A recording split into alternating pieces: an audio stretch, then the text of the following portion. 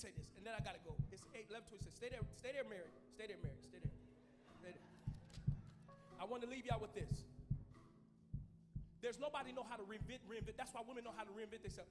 Everything is made up for women to have the ability to change their appearance. If you don't like the way you look, just go. You have the power to recreate. If you don't like the life you live in, just go recreate another one. Just reinvent yourself. Because that's what's in you. When God sees a mistake, what does he do? Go recorrect it. He just corrects it. He makes again another vessel. So you have the maker in you. Watch this. So when you don't like it, just change it. You don't have to live depressed. You're raising too many kids to be depressed. I ain't got time to be discouraged. Can I close with this story? I want to talk to you as I close for the last time about a woman in the Bible whose name was Tamar. Tamar was the daughter-in-law of one of the tribes of Israel in the person of Judah. Judah had 3 sons. The first son was named So he took Tamar and said, marry my son.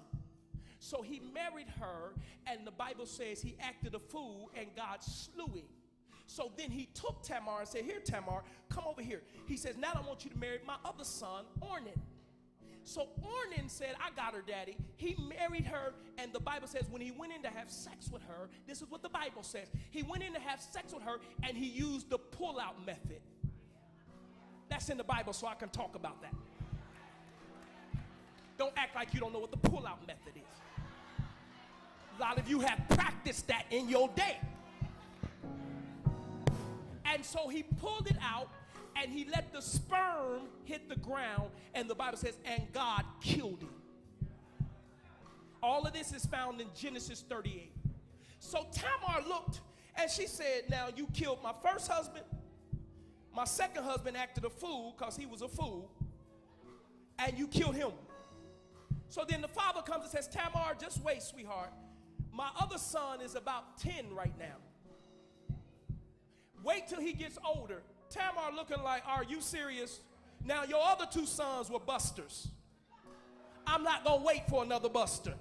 I done been through enough bad engagements, bad marriages, bad relationship. I don't have a need for another one. So what Tamar decided to do, guess what she did? The Bible says she changed her clothes. She took off her depression garment and put on her makeup. She dressed herself. All she did was reinvented herself. And she went on a night on the town and was hanging out, chilling, enjoying her life because she refused to stay home and be depressed. She said, I'm not going to stay here and let myself go under. I'm going to reinvent myself. And she clothed herself. And so she was hanging on the corner just chilling, feeling good about herself. Judah, her father-in-law, was walking down the street. He looked over her, supposing her to be a prostitute. He said, boy, she fine. Why couldn't he know? Why didn't he notice who she was? Because she reinvented herself. He said, girl, what is your name? She said, Sarah. You know she couldn't say Tamar. Sarah. He said, baby, I have to have you. She said, okay. He slept with his daughter-in-law. This is a Bible story. If it's in the Bible, it has a meaning. Why y'all looking like, oh my God? It's in the Bible. God has a purpose why he put these stories in his word. So she said with him, and he was leaving her. He says, what can I do? I don't have nothing. She says, give me your ring, your bracelet, and your staff. He said, okay. He said, so when I come back, I'll get it. She said, sure, no problem. So when she came back home, put back on her depression garments, father-in-law came and said, oh, you're pregnant. She looked at him and said, sure am. You gonna get stoned. He wouldn't call his friends. You girl, dude, you wouldn't believe it. My daughter-in-law slept around. She's pregnant, and I'm about to stone her. So he went back in the house and said, you gonna be stoned. She said, excuse me, Papa, whose bracelet is this? Whose ring is this? Whose staff is it? He said, oh my God, you are more righteous than I. Because a woman knows how to make it happen. You get over on a woman, you better watch your back, baby. Don't you eat what she cooked. A woman will revenge you in a heartbeat. I'm going to avenge you. Y'all watch too much Color Purple. Everything you did to me, I'm going to get. I hate that scene when Whoopi Goldberg, I hate that curse. That curse is dangerous. Brother man to turn up all messed up. And all of my life I had to fight. Watch this. Okay. So watch what happens. She gets pregnant with twins. You want to know why God blessed her? And guess what? The baby she birthed, Jesus, came from her lineage. Because if this woman would have stayed home and be depressed, instead of saying, forget this, I'm taking myself out today. I'm just going to ride down somewhere and treat myself. She made it happen.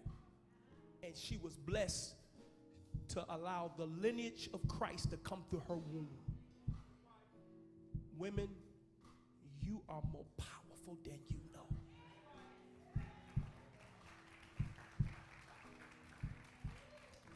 God stands beside Mary and say, Mary, it's me and you. We gonna make it happen.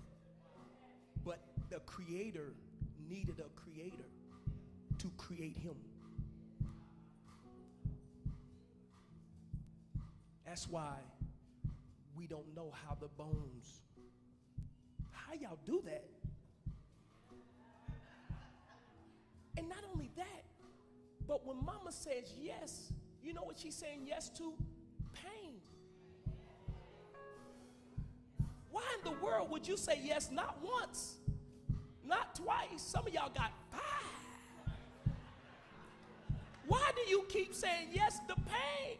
Because I'm like God. It cost him pain to birth the church.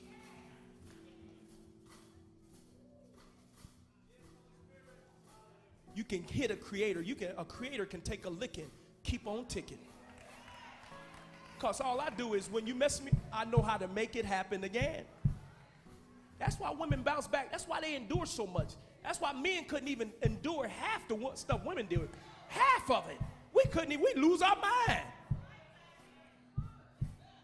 Okay, y'all agreeing too much. Stand up. We got to go. Women like, yeah, take 10 more minutes and tell y'all jokers about yourself.